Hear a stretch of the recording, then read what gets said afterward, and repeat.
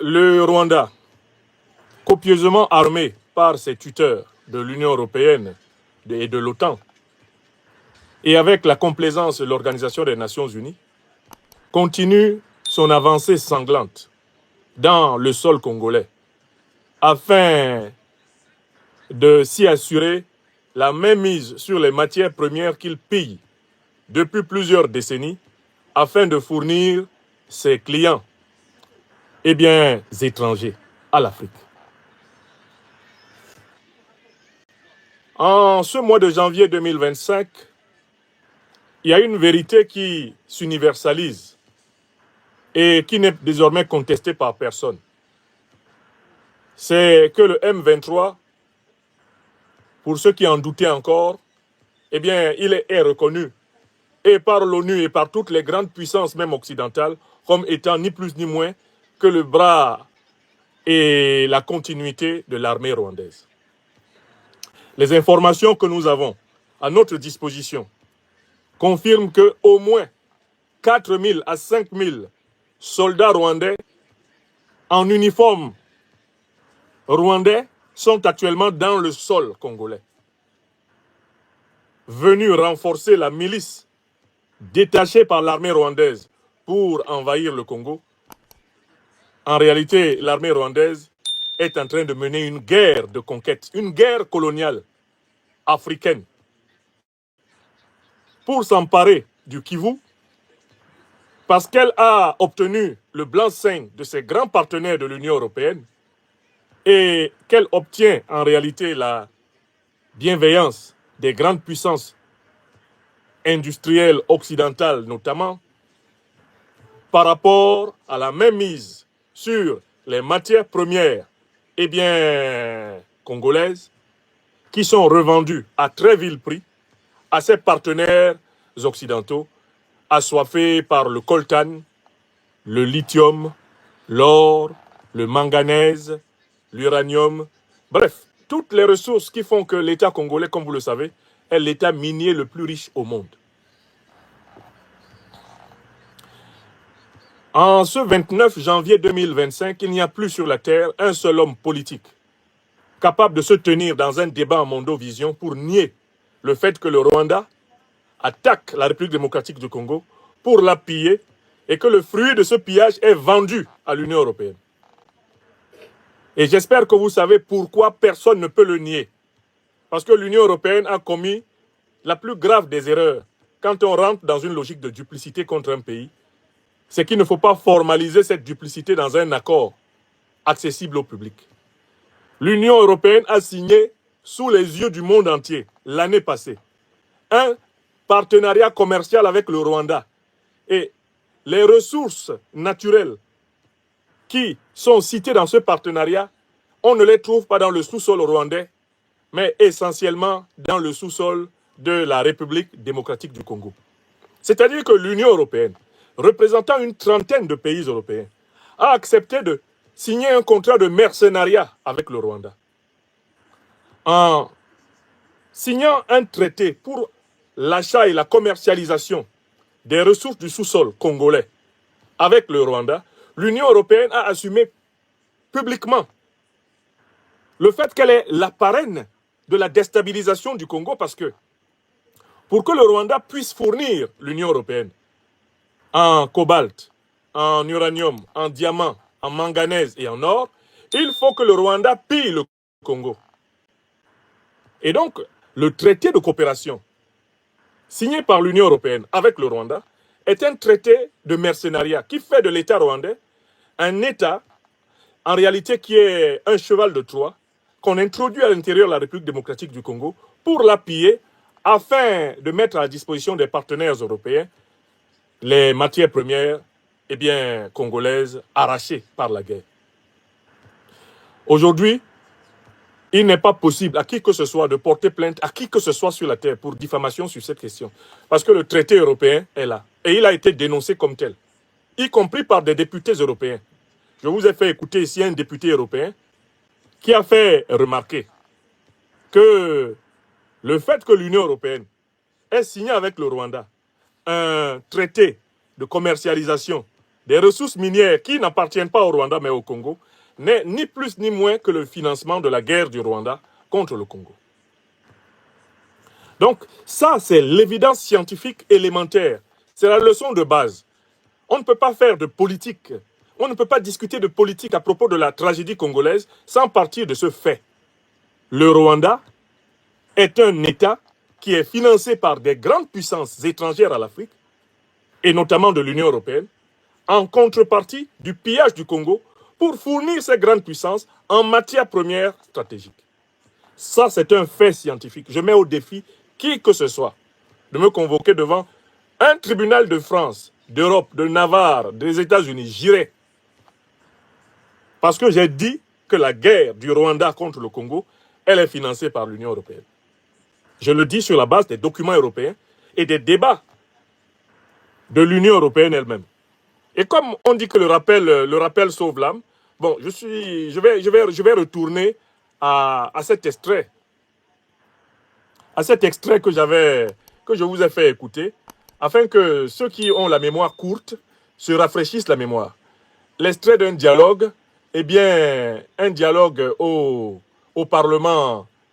C'était un dialogue au Parlement européen entre précisément les députés. Entre les députés, parce que je vois que certains me demandent est-ce qu'ils peuvent réécouter ce dialogue. Ok, ben je vais vous le retrouver parce que je l'ai publié. C'est un dialogue célèbre. C'est un dialogue célèbre. Je vais vous le faire écouter pour que sur la crise congolaise, on commence vraiment par s'entendre sur les évidences. Parce que si on ne s'entend pas sur les évidences, ce n'est même pas la peine de discuter. Ce n'est pas la peine de discuter si on ne s'entend pas sur les évidences. Alors, un député. J'avais publié cela en disant un député européen accuse l'Union européenne,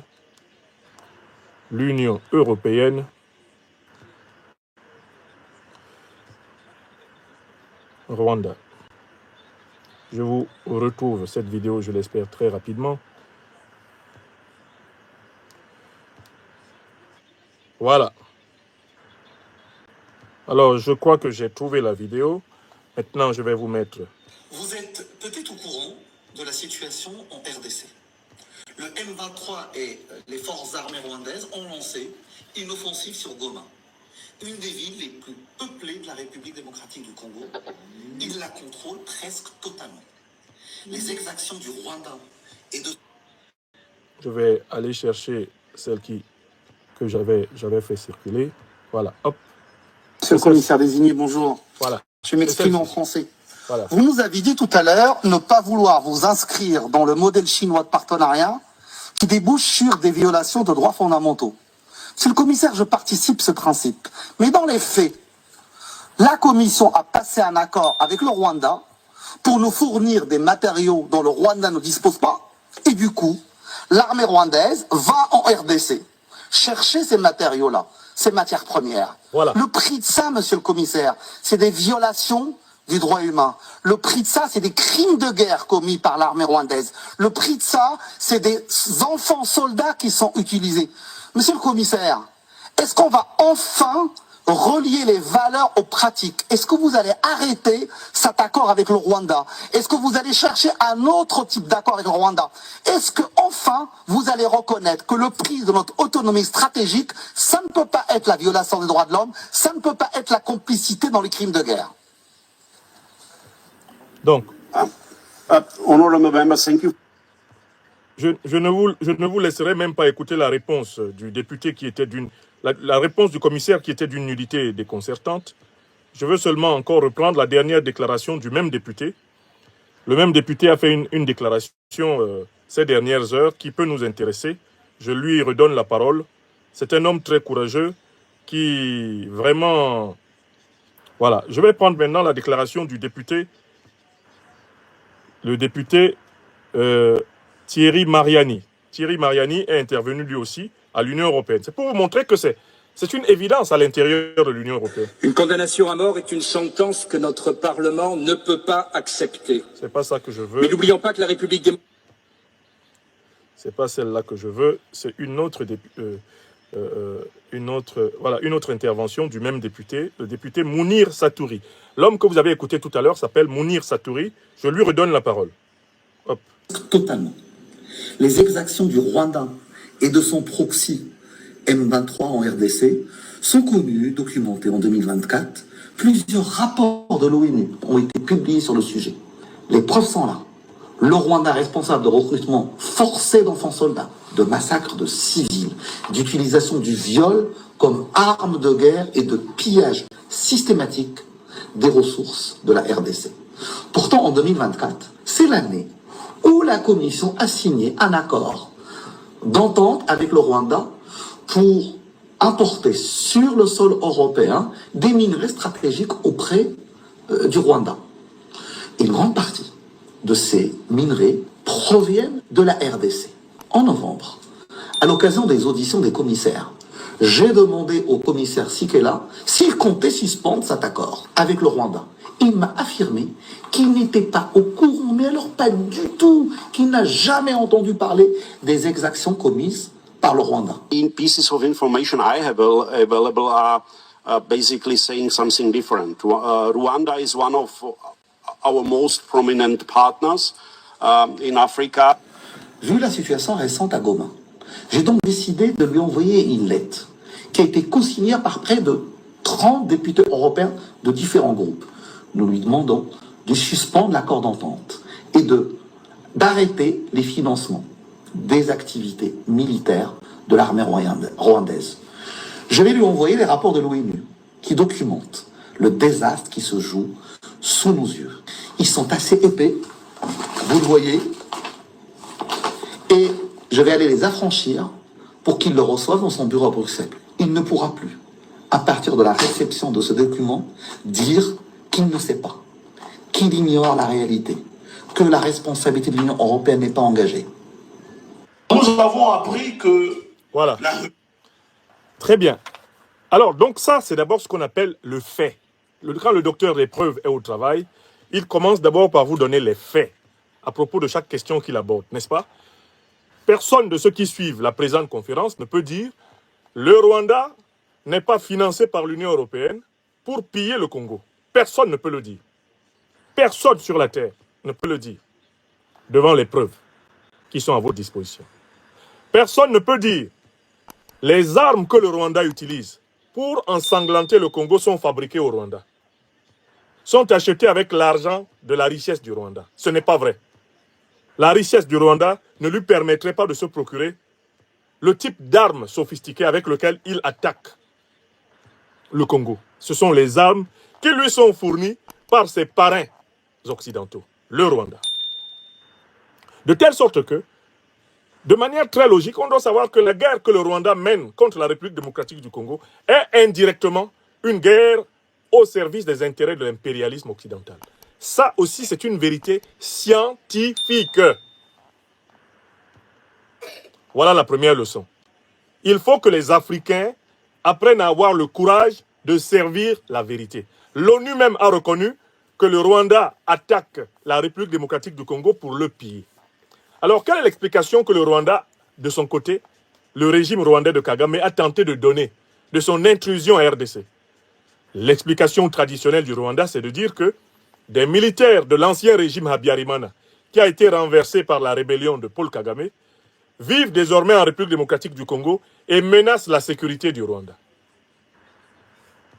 En vérité, ce n'est pas vrai, parce que depuis plusieurs années, la force de l'armée rwandaise est telle qu'on n'a plus noté d'événements militaires contre le Rwanda sur son territoire de la part des anciens membres précisément des forces fidèles au régime Habyarimana. Ce n'est pas vrai. Et jusqu'à ce jour, il n'y a pas eu d'initiative massive d'agression militaire contre le Rwanda partant du territoire congolais. Aucune. Félix Tshisekedi et avant lui Joseph Kabila ont veillé à ne pas permettre une attaque militaire massive à partir de la République démocratique du Congo vers le Rwanda.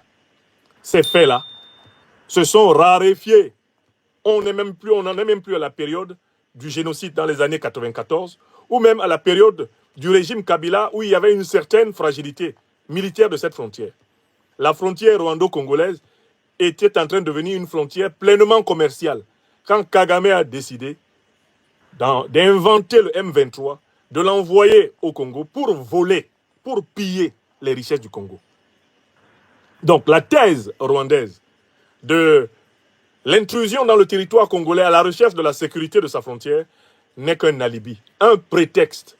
Car on voit très bien que si l'Union européenne est allée jusqu'à signer des traités pour exploiter les richesses du Congo à travers le Rwanda, cela veut bien dire que ce n'est pas pour la sécurité de la frontière nord du Rwanda ou pour la sécurité de la frontière ouest du Rwanda que le Rwanda est entré en République démocratique du Congo. C'est bel et bien pour voler et fournir, en tant que bon receleur, en tant qu'État receleur, fournir, eh bien, ses parrains. Voilà pour ce qui est des faits. Maintenant, il y a d'autres leçons qu'il faut tirer de la crise congolaise. L'une des premières leçons, c'est que sans la fin du soutien au Rwanda et sans des sanctions internationales sévères, y compris des sanctions africaines contre le Rwanda, la République démocratique du Congo risque d'imploser dans une violence incontrôlée sur tout son territoire, avec des conséquences que nul d'entre nous ne peut imaginer. Donc la deuxième leçon qu'il faut tirer, c'est qu'il faut immédiatement désarmer le Rwanda. Il faut immédiatement chasser le Rwanda du territoire congolais si l'on ne veut pas que le Congo implose. Et en implosant, le Congo va déstabiliser toute la sous-région d'Afrique centrale. Parce que si les flots de réfugiés congolais doivent entrer en République centrafricaine, doivent entrer au Congo-Brazzaville, doivent entrer au Cameroun, doivent entrer vers le Tchad, doivent remonter vers le Soudan, doivent entrer vers le Kenya, si le peuple congolais tout entier se met sur les routes, l'Afrique centrale explose. Regardez bien le danger humanitaire et le péril régional que cela comporterait, en plus avec le risque qu'un certain nombre d'épidémies potentiellement pandémiques qui ont été injectées à l'intérieur du territoire congolais, le risque qu'avec cet exode, ces épidémies se répandent d'une manière terrible. Ce risque-là serait celui, en réalité, d'un véritable et immense génocide africain. Par des voies militaires, par des voies sanitaires, par des voies économiques, par des voies de déstabilisation de la sécurité de toutes les frontières. Donc il y a une urgence, d'abord pour les puissances africaines, qui sont les premières concernées. Et je pense ici à l'Afrique du Sud, qui vient pourtant de perdre des soldats, tués par les troupes rwandaises. Je pense ici à l'Angola, qui a une capacité militaire suffisante. Je pense au Zimbabwe. Ce sont des pays qui ont des capacités militaires suffisantes. Il est temps pour eux de prendre à cœur, eh bien, de proposer une intervention militaire ayant pour but de défaire, je ne dis pas, de défaire le M23 et de défaire le Rwanda. Il faut que le Rwanda perde la guerre qu'il livre contre le Congo. Il faut que Paul Kagame perde la guerre qu'il livre contre le Congo. Il n'y aura jamais la paix pour le Congo tant qu'il y aura Paul Kagame au pouvoir à Kigali. Parce que Paul Kagame a conçu la prospérité du Rwanda sur le pillage du Congo. Et il est important que Kagame perde la guerre, qu'il morde la poussière, eh bien du Kivu jusqu'à Kigali. Et c'est la responsabilité première des puissances africaines. Pour moi, ça c'est la deuxième leçon. On ne peut pas laisser Kagame continuer à prospérer dans la déstabilisation sous-régionale. Il existe des armées africaines capables de battre Kagame. L'armée congolaise, telle qu'elle a été construite, telle qu'elle a été structurée, telle qu'elle a été préparée sous les régimes de Joseph Kabila et de Félix Tshisekedi, très clairement, elle n'est pas en capacité. Pourquoi? Parce qu'elle n'a pas été suffisamment préparée à la guerre. Elle n'a pas été suffisamment préparée à l'épreuve. On a tout fait pour que cette armée soit fragile. On a tout fait pour que cette armée ne soit pas capable d'affronter l'armée rwandaise. On a tout fait pour créer un déséquilibre militaire entre les deux armées. Ça a été fait exprès. Parce que pour que l'armée rwandaise puisse entrer en territoire congolais, il faut que l'armée congolaise ne soit pas suffisamment armée. Il faut que l'armée congolaise ne soit pas suffisamment entraînée. Il faut que l'armée congolaise ne soit pas en confiance. Il faut que l'armée congolaise n'ait pas été préparée sérieusement à défendre son territoire. On a veillé à fragiliser la République démocratique du Congo, en interne et en externe, et à renforcer le Rwanda, parce que c'est la condition pour que le pillage et le business continuent. La réponse à ce problème doit venir d'abord de l'Afrique et des grandes puissances africaines qui sont autour de la République démocratique du Congo. Elles doivent entrer au Congo, aller chercher l'armée rwandaise, la battre jusqu'à Kigali, jusqu'à ce que Kagame fuit. Parce que c'est lui le problème. Tant qu'il n'est pas militairement battu, on n'a pas la paix dans les Grands Lacs. Ça, c'est la deuxième leçon. La responsabilité des États africains pour battre le Rwanda. L'armée rwandaise doit être battue. Parce que tant qu'elle n'est pas battue, elle ne laissera pas le Congo en paix. Ça, c'est la deuxième leçon. Il y a une troisième leçon. Et elle s'applique à Félix Tshisekedi, que je n'ai pas appelé par hasard le mollasson Tshisekedi. Incapable de préparer depuis plus de 6 ans qu'il est au pouvoir l'armée congolaise à la lutte de libération de son territoire, Tshisekedi est allé chercher des mercenaires occidentaux, principalement roumains et partiellement français, en tout cas dirigés par un Français. Il est allé les chercher, il les a amenés au Congo, il les a mis au beurre, et ils lui ont promis que jamais Goma n'allait tomber. Ils lui ont promis que vraiment le Sud Kivu ou le Nord Kivu, il s'en occupe personnellement. Mais nous avons les images. Dès les premiers combats, à l'approche de la capitale, du Kivu, qu'est Goma, les mercenaires recrutés par Tshisekedi se sont tous barrés et ils sont allés se réfugier côté rwandais. Ce sont des images piteuses. Je vous les montre. Je vous les montre avant d'en tirer la leçon que Tshisekedi n'a pas comprise. Une leçon que je lui avais proposée il y a plus d'1 an, quand il a commencé à recruter ses mercenaires. Écoutez, je vais vous montrer les images. Ce sont des images de l'AFP. C'est l'AFP qui a... Et ces images ont été publiées par plusieurs sources. Il n'y a même pas que l'AFP. Il n'y a même pas que l'AFP qui a publié ces images. Elles sont dans tous les téléphones. Les images de la reddition de tous les mercenaires pratiquement, occidentaux, qui ont été recrutés, payés à prix d'or, de diamants et tout ce que vous voulez, pour aider l'armée congolaise à combattre, et qui se sont promptement livrés au Rwanda, qui se sont précipités à la frontière rwandaise pour se mettre sous la protection de l'armée rwandaise. Regardez les images. J'ai pu trouver leurs images. C'est intéressant à voir. C'est intéressant à voir parce que c'est là qu'on mesure le degré de lâcheté et de nullité de nos dirigeants.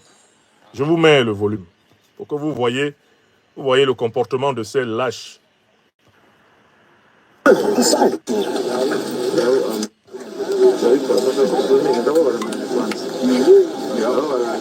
Les voici. Les voici. Hey, Chief.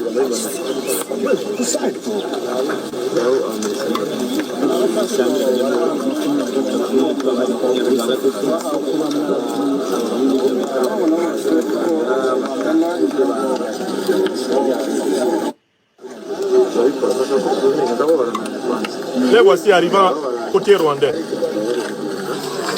Hey, Chief. On les met en rang.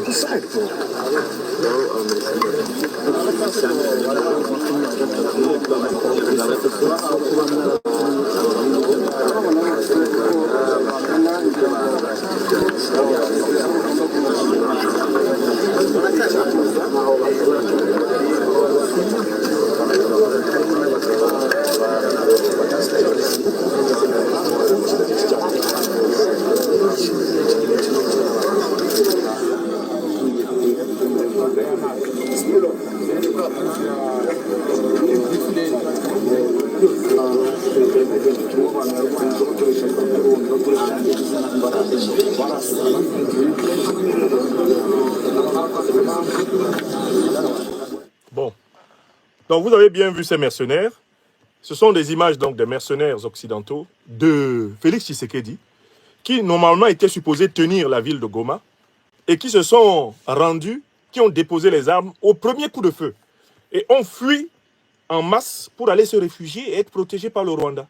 ils se sentent plus en sécurité au Rwanda, tout naturellement, qu'en République démocratique du Congo, puisqu'ils ont trahi leur patron, Tshisekedi, qui les payait à prix d'or, de diamants, avec des salaires largement au-dessus de ceux de l'armée congolaise, pour qu'ils viennent aux côtés de l'armée congolaise combattre les terroristes rwandais. Vous voyez ce qui se passe? Or, j'avais dit à Félix Tshisekedi qu'il jouait à un jeu de dupes contre le peuple congolais.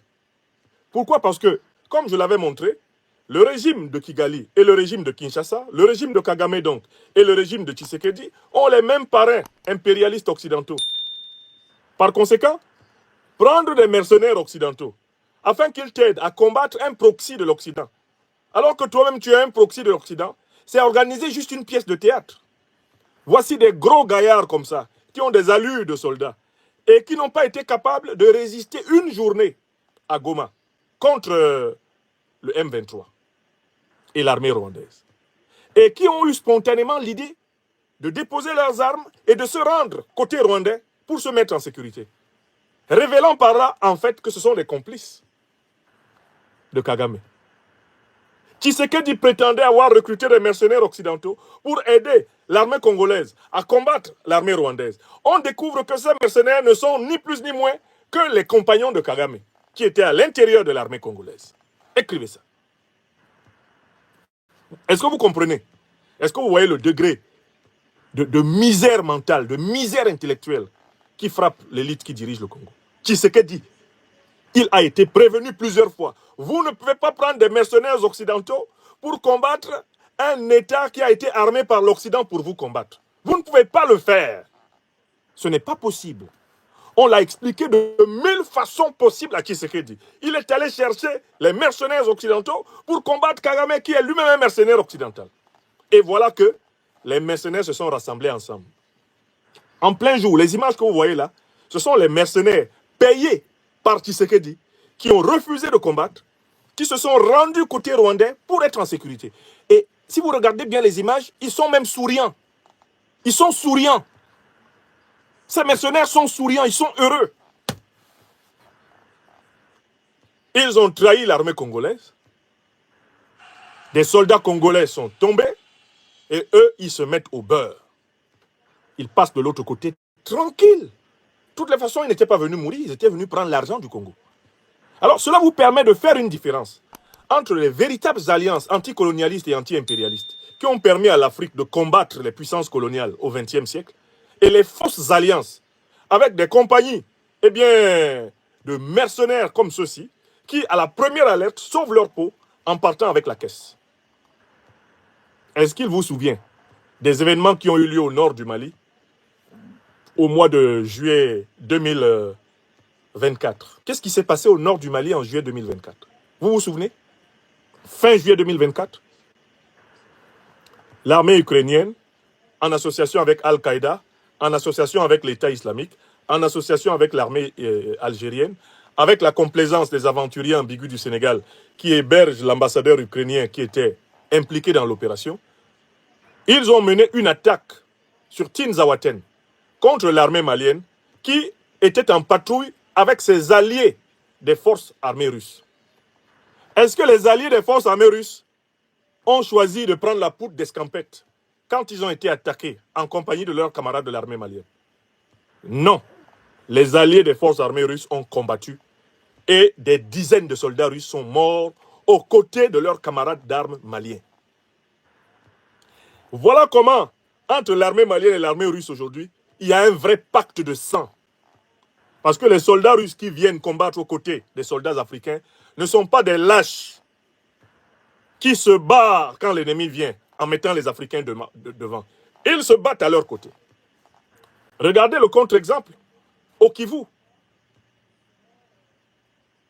Tshisekedi paye à prix d'or. Il paye à prix d'or. Ces gaillards que vous avez vus fuir à la frontière rwandaise et être accueillis, caressés par les soldats rwandais. Bichonnés par les soldats rwandais comme des enfants de maternelle qui vont en excursion dans un parc. Et là, vous avez la différence. Quand nous disons un peu partout dans le monde d'arrêter de faire aux Africains le chantage russophobe, c'est parce que nous avons étudié l'histoire. Lorsqu'il a fallu que les pays africains qui étaient sous le joug des puissances coloniales occidentales se battent pour se libérer. Des soldats russes sont franchement venus se tenir aux côtés des Africains pour combattre les impérialistes.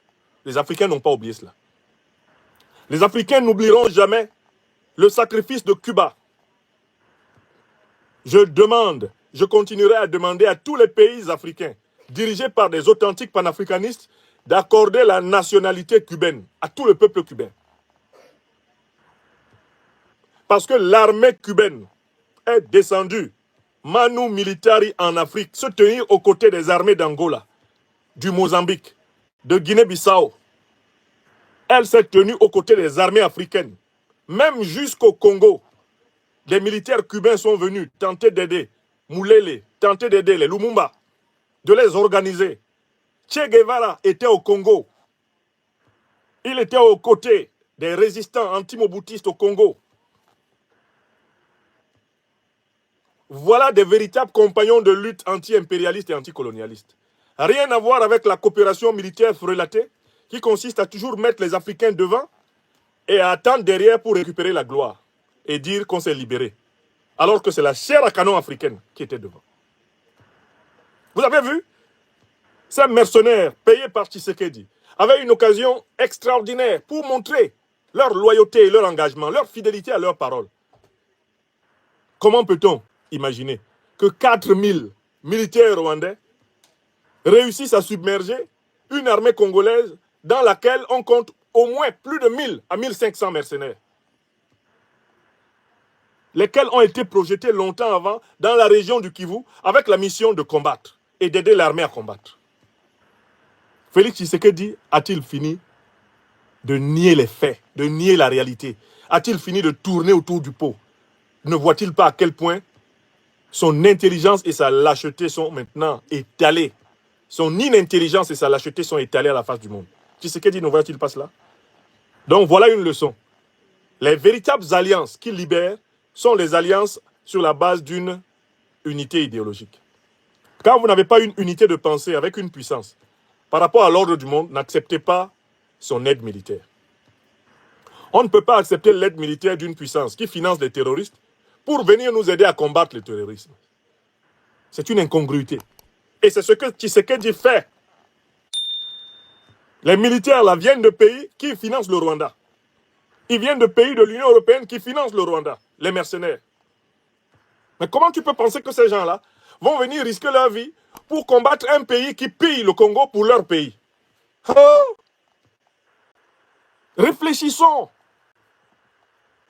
Tshisekedi pensait vraiment que ces hommes-là, qui ont des biscottos comme ça, parce que quand ils vont à la salle de sport, ils soulèvent des haltères, ils soulèvent des poids, ils font tout pour que leurs muscles soient saillants, ils mettent des tatouages effrayants. Ils pensaient que ces gars-là viennent en Afrique dans l'espoir de mourir, en acceptant le risque de mourir en Afrique. Ils ne veulent pas mourir en Afrique.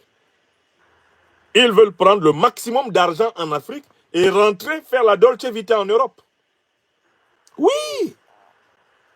Les mercenaires venus des pays impérialistes, là, ce sont des hommes d'affaires. Alors que les soldats qui viennent de pays qui ont une tradition anti-impérialiste, anti-colonialiste, quand ils viennent aux côtés des Africains, on voit bien la différence. Ils combattent aux côtés des Africains.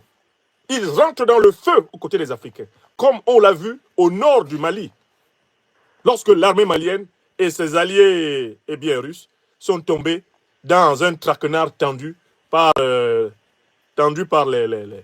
les Ukrainiens, Al-Qaïda, l'État islamique, les Algériens et tous leurs proxys de la CEDEAO.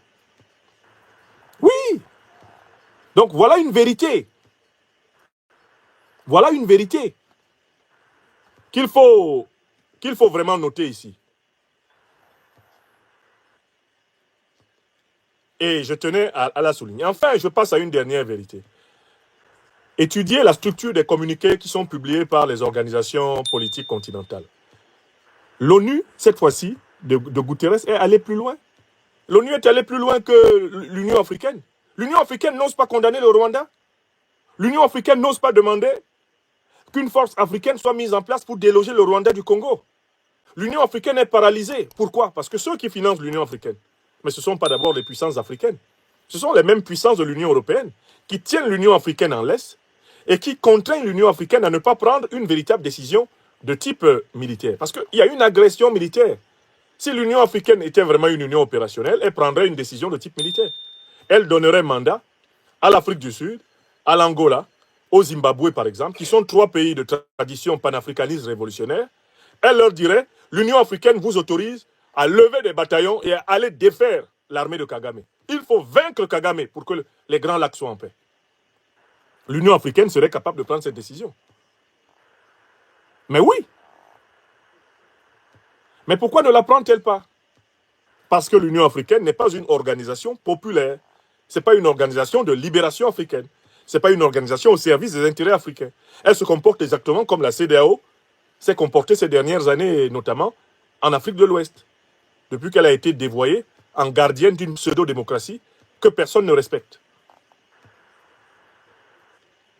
Enfin, il y a une dernière leçon que je veux souligner ici, c'est que M. Tshisekedi a mis toute sa diplomatie en branle pour obtenir au final seulement des condamnations verbales de l'agression rwandaise. Certes, on peut dire que le fait que l'opinion internationale condamne verbalement l'agression rwandaise, c'est déjà une victoire médiatique et un début de victoire diplomatique pour la République démocratique du Congo. Mais je fais remarquer à M. Tshisekedi que les condamnations verbales ne se sont jamais traduites dans cette affaire jusqu'ici en action géostratégique, géopolitique, en action sécuritaire et militaire. Aucune sanction n'a été prise ce jour contre le Rwanda. Aucun contrat avec l'Europe, avec les États-Unis, avec la Grande-Bretagne, aucun contrat avec toutes ces puissances qu'il envoie piller le Congo n'a été remis en cause. Félix Tshisekedi a donc le choix entre 2 voies. Soit il continue à faire la politique de l'autruche en pensant que les grandes puissances occidentales qui soutiennent le Rwanda vont le soutenir contre le Rwanda. Et tout cela va mal finir puisque le M23 va rentrer à Kinshasa, soit en réalité une partie de l'armée au service des intérêts étrangers va être chargée de le renverser. Donc il risque un coup d'État en réalité néocolonialiste et impérialiste. Soit le M23 rentre à Kinshasa et rallie une partie corrompue de l'armée congolaise pour le renverser. Soit même déjà à Kinshasa, avec ce que je vois, les événements commencer là, une partie de l'armée fatiguée de lui et peut-être appuyée même de l'extérieur par ses puissances le renverse. Ça, c'est le premier cas. Et le deuxième cas, pour Tshisekedi, c'est l'heure du courage. C'est l'heure d'assumer des actes de libération. C'est de nouer de toute urgence les alliances qu'il faut pour mener la véritable guerre de libération du Congo. Ces alliances, il doit chercher à les nouer fortement avec le Zimbabwe, avec l'Angola, avec l'Afrique du Sud. Il doit chercher à les nouer avec la Chine et la Russie pour mener la lutte de libération. Ça, c'est la deuxième option pour Tshisekedi. Changer complètement sa doctrine géopolitique. Et puis, cette option-là, elle a la faveur du peuple. Vous avez bien vu le comportement du peuple congolais. Le peuple congolais n'est pas du tout agressif envers les représentants de la Russie et de la Chine. Parce que le peuple congolais sait qui soutient le Rwanda contre lui. Le peuple congolais le sait. L'évidence scientifique dont j'ai parlé dans la première partie de mon intervention, elle est dans la rue. Les Congolaises et les Congolais savent que sans l'aide de l'Union européenne, sans le soutien des grandes puissances occidentales, le Rwanda ne serait pas capable de faire la guerre au Congo. Alors, par conséquent, la République démocratique du Congo ne peut pas compter sur l'Occident pour combattre le Rwanda. Elle doit donc changer de système d'alliance. Et si Tshisekedi ne le fait pas, il sera renversé. Il sera d'abord renversé peut-être par un général, un militaire au service des impérialistes occidentaux, mais celui-là aussi finira par être renversé par un militaire révolutionnaire. Parce que le peuple congolais finira par gagner. Des Congolaises et des Congolais qui aiment ce pays finiront par gagner. Parce que cette arnaque qui consiste à payer des mercenaires étrangers, supposés combattre pour protéger Goma, et qui se retrouve en train de faire ami-ami avec l'armée rwandaise, cette arnaque, Félix Tshisekedi, en fait, elle est de nature à lui valoir un bon procès pour haute trahison. Ce type mérite un procès pour haute trahison. Parce que ce n'est pas faute d'avoir été prévenu. Ce n'est pas faute d'avoir été averti. Tshisekedi a reçu, de par le monde entier, des analyses lui disant qu'il faisait une fausse politique. Une politique mauvaise pour le peuple congolais. Mais La politique qu'il a menée est une politique de vassal, de valet de l'impérialisme occidental. Et s'il continue à la mener, il va y laisser les plumes, comme Mobutu. S'il continue à la mener, il va y laisser les plumes, comme tous les serviteurs, comme les bongos. Il va y laisser des plumes. S'il continue à la mener, il laissera des plumes comme Saddam Hussein. Toute politique qui consiste pour toi à défendre les intérêts des puissances étrangères contre ceux de ton peuple est une politique qui fait de toi, à la fin de ta vie, d'une manière ou d'une autre, un homme rejeté dans les poubelles de l'histoire. Et ça, il faut qu'on le dise clairement à M. Tshisekedi. J'ai vu certaines nouvelles selon lesquelles il envisagerait d'aller prendre des conseils auprès des 3 états polaires de l'Alliance des États du Sahel. Ça, c'est bien. Mais j'ai l'impression qu'il y va trop lentement. Il y va trop lentement. Et que Tshisekedi fait semblant de ne pas savoir qu'il devait le faire depuis longtemps. Ce n'est pas faute d'avoir autour de lui-même des gens qui lui ont dit qu'il fallait s'y mettre, sérieusement, qu'il fallait accepter de perdre du poids. Parce que parfois, j'ai l'impression que Tshisekedi a un seul problème, il est angoissé à l'idée de perdre du poids. Il est angoissé à l'idée de ne plus mener une existence bourgeoise. À l'idée de ne plus se déplacer à tout vent en avion, on parle de pratiquement 500 voyages à l'étranger. Qu'est-ce qu'il faut à l'étranger tout le temps, ce monsieur? Avec un pays dans cet état. Qu'est-ce qu'il faut à l'étranger tout le temps? Et quel bon endroit il manque au Congo pour une vraie villégiature de président? Quel bon endroit il manque au Congo? Et puis finalement, si les Congolais devaient être protégés, mais la force de l'ONU, vous avez vu son efficacité face à l'armée rwandaise? Vous avez vu l'efficacité de la force de l'ONU? Elle aussi, elle est présente au Congo pour dire courage, fuyons. Courage, fuyons. Qu'est-ce qu'elle fout? Que fait la MONUSCO au Congo? Puisqu'elle est incapable de combattre l'armée rwandaise, pourquoi occupe-t-elle le sol congolais? C'est pour ces raisons que les Maliens se sont débarrassés de la MINUSMA. Quand ils se sont rendus compte que la présence de la MINUSMA était plutôt nuisible à la paix et à la sécurité du Mali. Quand ils se sont rendus compte que la MINUSMA n'était pas une mission des Nations Unies pour la stabilisation du Mali, mais une mission des Nations Unies pour la déstabilisation du Mali. Les Maliens s'en sont débarrassés.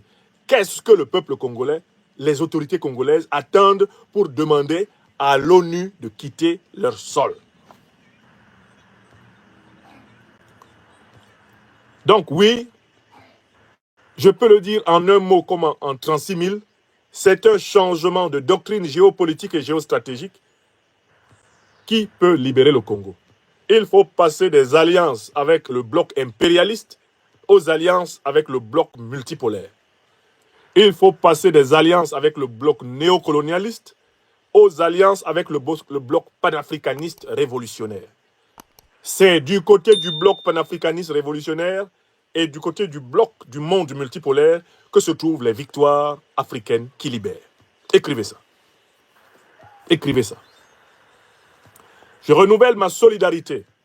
Je réitère ma solidarité au peuple congolais, aujourd'hui martyrisé. Je refuse d'être de ces Africains qui essayent de culpabiliser massivement le peuple congolais comme si nous n'étions pas au courant de tout ce que ce peuple a subi. Tout en encourageant le peuple congolais à poursuivre la noble lutte de sa souveraineté, de sa dignité, de sa prospérité, je tiens à le saluer et à lui dire toute ma compassion, toute mon affection, tout mon respect et tout mon amour. Parce que ce n'est pas facile de survivre à tout ce qu'il a subi. Je salue par cette occasion aussi les forces armées de la République démocratique du Congo qui, dans des conditions extrêmement difficiles, essayent de préserver la stabilité de l'État congolais. On ne peut pas les jeter entièrement comme on jetterait un bébé avec l'eau du bain. Je leur demande, au nom de l'Afrique, au nom du peuple congolais, je leur demande de tenir bon, de faire tout ce qu'elles estiment nécessaire pour rendre au Congo son indépendance et sa souveraineté. Dans des périodes aussi difficiles, la responsabilité incombe premièrement aux militaires. Ceux qui sont à la pointe du risque de mourir ont une responsabilité énorme. Et il est temps que les forces armées de la République démocratique du Congo se fassent respecter, au Congo comme au Rwanda.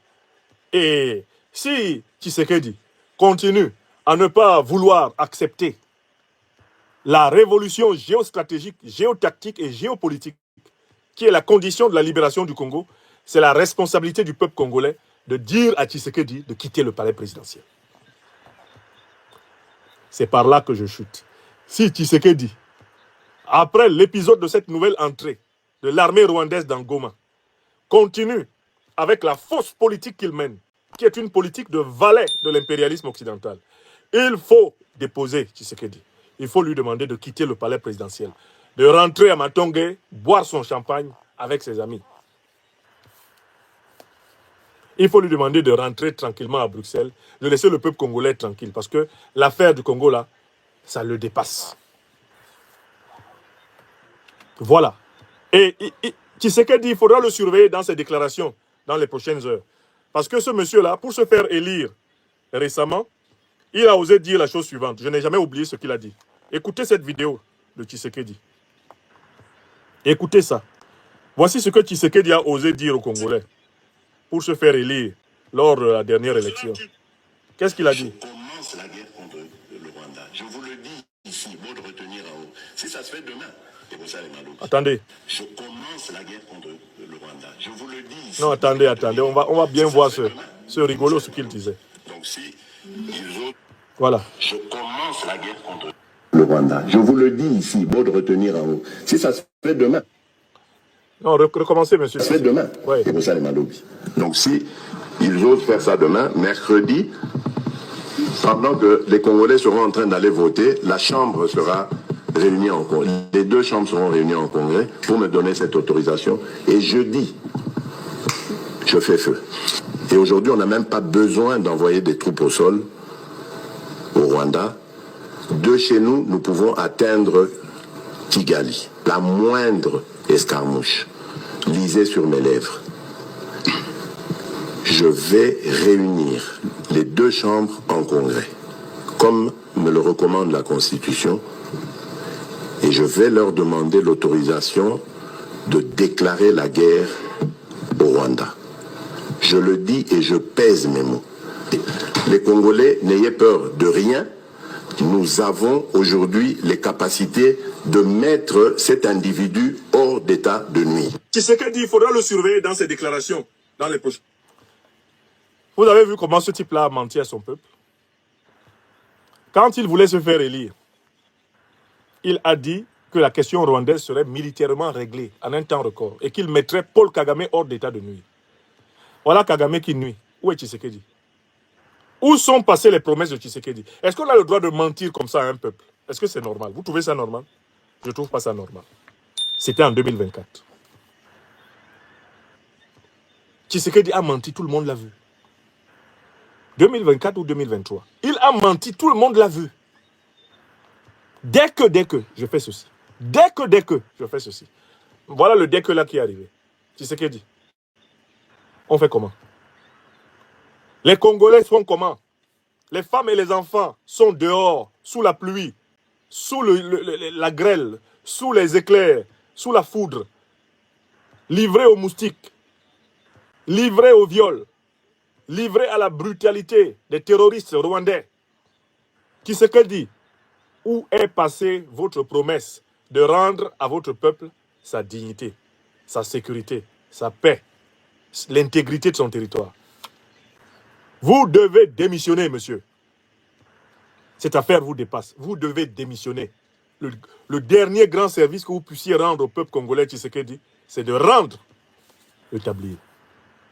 Si vous étiez un homme sensé, si vous avez encore une once de dignité en vous, vous devez vous présenter devant le peuple congolais et dire « J'ai failli à mes engagements, je me retire par conséquent pour permettre à d'autres Congolais, eh bien, de mener la lutte de libération de notre pays. » Mais je crains que la dignité ne soit pas quelque chose qui vous soit assez proche. Le courage de reconnaître que vous n'êtes pas à la hauteur de la situation ne semble pas effleurer votre esprit. Et voilà pourquoi notre peuple est en train de mourir. Mais c'est la responsabilité du peuple congolais, c'est la responsabilité de l'armée congolaise de prendre leurs responsabilités dans cette affaire. C'est la responsabilité des puissances africaines, d'abord d'Afrique australe, d'Afrique centrale, et par extension de toute l'Union africaine, de mettre fin à ce génocide qui se poursuit sous nos yeux depuis maintenant plus d'une vingtaine d'années. C'est ce que je voulais dire sur ce sujet. Soutien total au peuple congolais.